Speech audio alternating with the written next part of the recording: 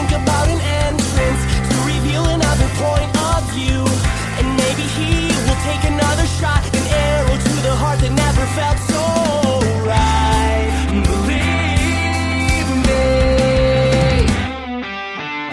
Sing along and do, doing the things that keep me tried and true.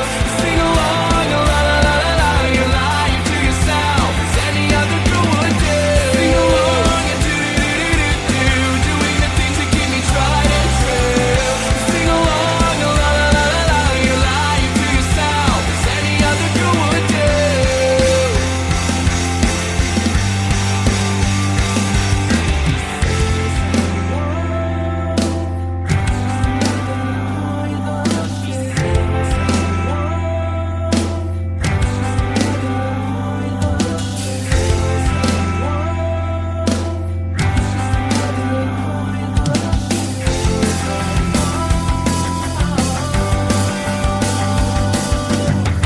Sing along, doing the things that keep me tried and true.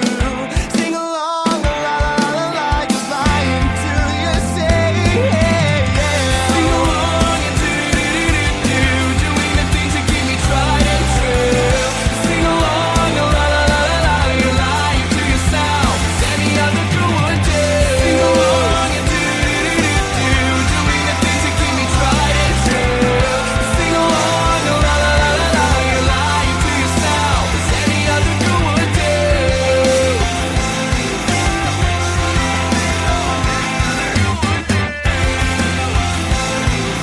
Lying to yourself as any other girl would do.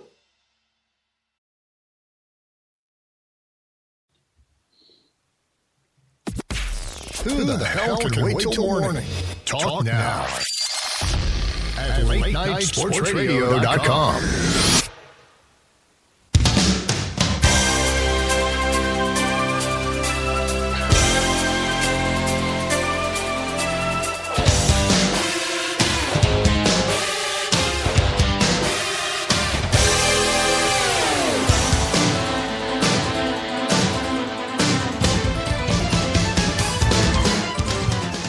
'87 Sports Fans live on LateNightSportsRadio.com. Keith Grieve and Steve Taylor taking you through the third section of the program.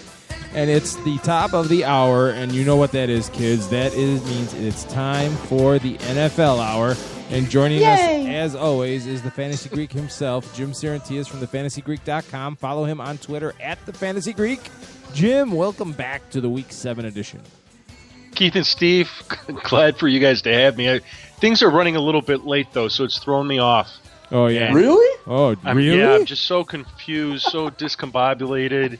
I was even looking back to make sure it was Week 6 of the football season still. Yep, Week 6 just completing. The San Francisco 49ers are currently leading the St. Louis Cardinals. St. Louis Rams, 24-14. I got baseball on the brain. Some news in this game. Apparently, Patrick Willis has left the game and is out for the rest of the game now with an injury. So I believe it's a toe injury, Keith. that bodes well. There's a lot of toes going around here. Kevin Durant. At least 10 of them. Yeah. My toe hurts. I don't know if I could walk on it. I don't know if I could play the foosball. Okay. But haven't you guys ever had... Would have ever... What's that? Do you think Bronco Nagurski would have ever left a game with a toe injury? No, Bronco Nagurski would have taped the toe to his forehead and still. He would have bit it off in one go. Yeah, he would have bit it off. I was going to say cut it off, but bit it off sounds more like him. All right, so here's where we stand here, kids. It was a god awful week for me and my picks. I'm as we sit right now, not counting the Niners Rams game right now. I'm 6-7-1 on the week. I'm going to go bury my head in shame. Jim, on the other hand, 11-3-1. Good for you. Good for you, Christian Bale would say. 9-4-1. Finally. For Steven, by the way. So that vaults Jim into the lead by one game because we all picked the Niners. So, yeah, enjoy it, will you? Okay, great. While it lasts, my friends, while it lasts. So let's talk about the games last week where we were all wrong before we go picking apart my picks, because I'm sure that's where the conversation will lead. Oh, yes. We all picked the Seattle Seahawks to beat the Dallas Cowboys. And how about them Cowboys? You know what? Go Cowboys. It's one of those things where I watch the Cowboys, and as much of a reputation as Tony Romo has gotten, whether it's fair and deserved or not, he's got the reputation for throwing interceptions. It reminds me of a certain quarterback that wears a C on the side of his helmet. They're running the ball, and they're committing to running the ball, and they don't care if DeMarco Murray puts the ball on the ground. They stay with him. And yesterday, 29 carries for 115 yards and a touchdown. And look at that. Romo doesn't throw that many interceptions when they run the ball. The Cowboys held the ball for 37 minutes as opposed to the Seahawks 22 minutes. And if you want to know, in my opinion, it's that cut and dried. They're running the ball. They're not a passing team in a quote unquote passing league, whatever that means. And they're playing to their strengths.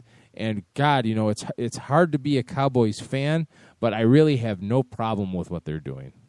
Yeah, and you look at this team, and everyone has been so frustrated with them because that's all anyone has ever said is you need to run the ball more because the more pressure you take off of Romo, the less mistakes he's going to make because he is a very good quarterback when he doesn't have all the pressure on him. That's when he usually makes his screw-ups is when the weight of the world is on his shoulders, and he has to make the quick decisions is usually when he throws picks. And it's just to see a team finally get it. Because you could even say the first game of the season, they still didn't have a clue because they played horrible. But then as soon as they decided we're just going to give Murray the ball and we're going to run it 25 to 30 times a game, they've looked fantastic. And their defense is looking great.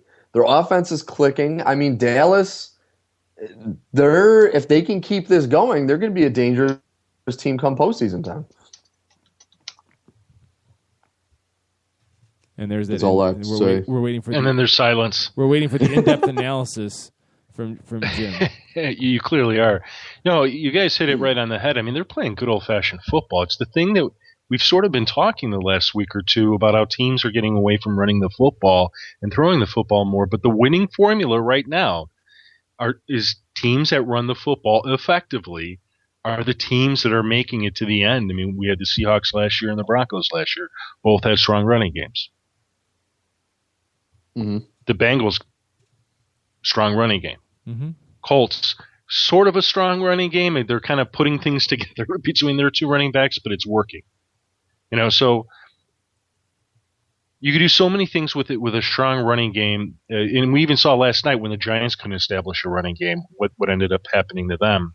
But I think that had a lot more to do with the pressure they were able to drive up the middle and not being able to get the ball out of Eli Manning's hands to the wide receivers. But nonetheless, I mean, this is a Cowboys team that I think we're all flabbergasted by. I mean, who would have at all thought they would be 5-1 right now? Anybody? No, I picked them. I think to win 5 games all year. I think, if I remember correctly. Yeah, you did pick them to win. So I think we always knew they would have a good offense, but I think they're being patient. Their defense is coming together nicely under Rod Marinelli. It's not quite really a fantasy football defense, but it's a defense that is helping them win football games.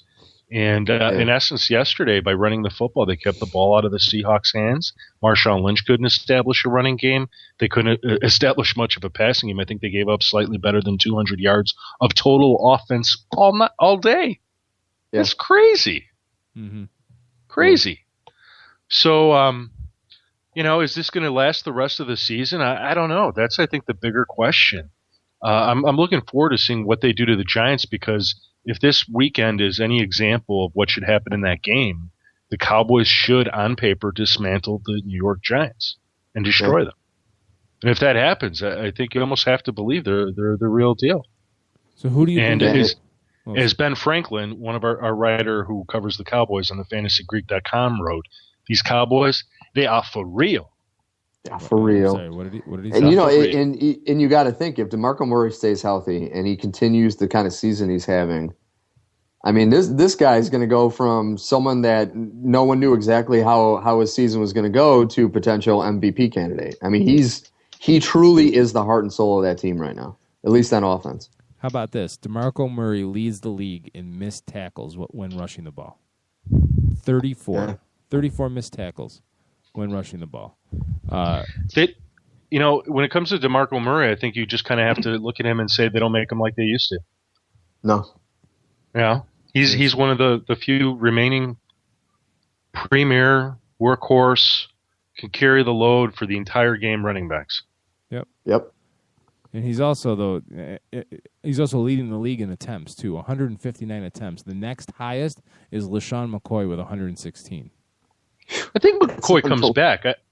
McCoy should come back. Last night they seemed to make a concerted effort. They'd also taken a sizable lead, I suppose. Yeah. Yeah. But the disparity between number 1 and number 2, Murray with 159, McCoy with 116, Arian Foster with 106, Le'Veon Bell with 105, Matt Forte with 99, Alfred Morris 97. Murray has 60 more attempts than those guys, and they're number 6. That's because that's what they need. That's committing to the run. Gotta love it. And in this pass-happy league, the teams that seem to always win Super Bowls are the ones that have the solid running game, solid defense.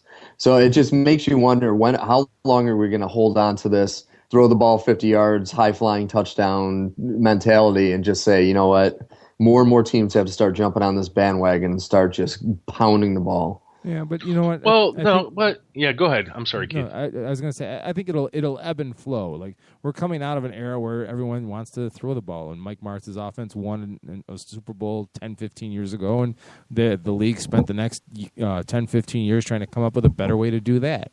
And now, once defenses start to get smaller because teams will start to draft players to combat these passing offenses, everyone will react and go the other way and run the ball at those smaller guys, and it'll just go. It'll ebb and flow over time. Go ahead, Jim. I'm sorry. I don't think it'll ever go back to being pounding the football, and even if you look at and I don't have the numbers in front of me, but I'm going to guess that there was still some sort of disproportionate number between the run and the pass. Keith, if you have a chance to check that out on the Cowboys, I'd love to hear it. Okay. But I still think it's going to be a pass-heavy league. It's just they'll bring the run back in. When I was doing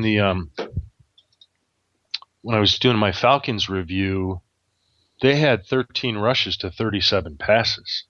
That was crazy. Yeah, that's crazy. The Bears, on the other hand, had 38 passes but 28 rushes. That was great.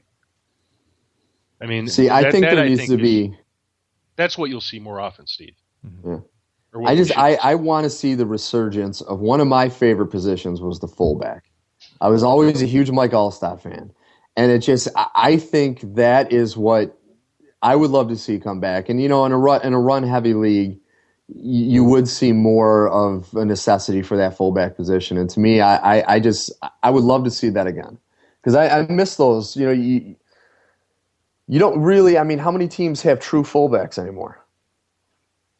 Very few that actually use them the proper way, use them like a fullback. Right. I don't know. I just miss those old days. I miss the pounder up the middle days. See, well, here's the thing, though. You have to have. Here's what bothers me. I understand what you're saying. It sort of gives away when you have a fullback that you're going to run the football. But it's so obvious now when teams are going to throw the football and when they're going to run the football. Last night you could see the Eagles fill in the box to stop